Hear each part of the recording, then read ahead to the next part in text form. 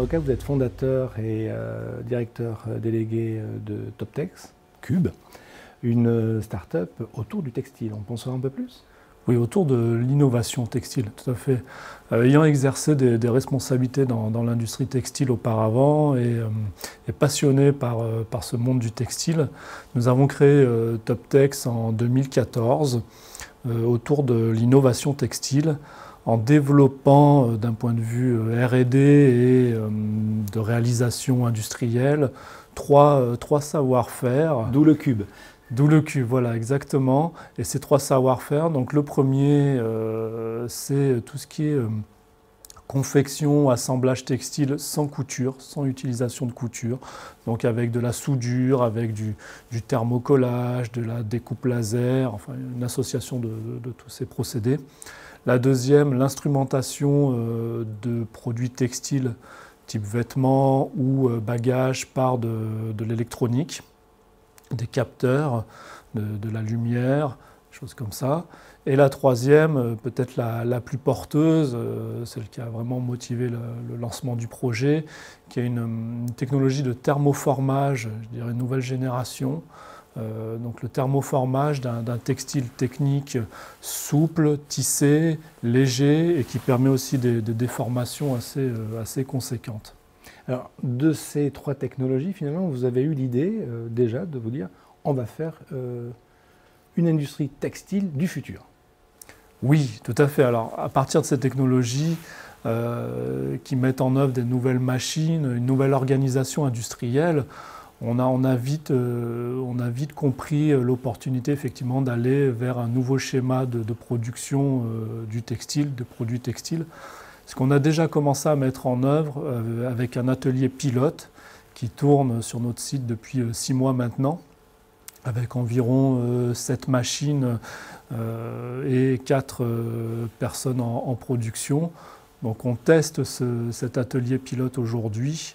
Et l'idée est vraiment, à partir de là, d'étudier l'industrie textile du futur, l'usine textile du futur, comment organiser une usine de production de produits textiles avec ces technologies-là, en y ajoutant bien évidemment de l'automatisation, de la digitalisation, voilà. Parce que pour vous, si on arrive à mettre au point cette usine du futur, c'est une réponse contre les délocalisations.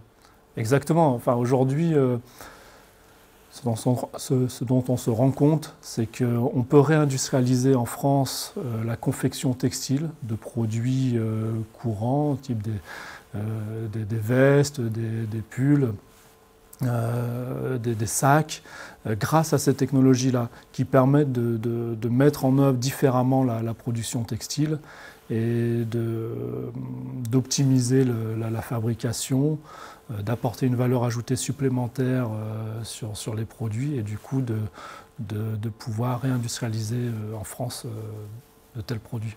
Alors, sur le congrès Arts et Métiers, vous allez venir avec des produits, avec une marque?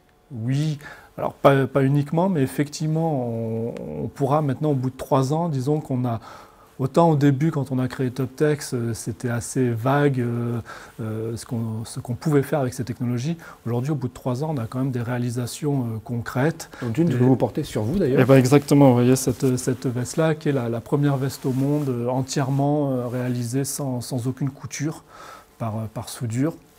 Donc on a créé une marque vitrine technologique finalement de nos savoir-faire qui s'appelle Aouro, dont ce produit-là qui est en vente depuis 4 mois maintenant.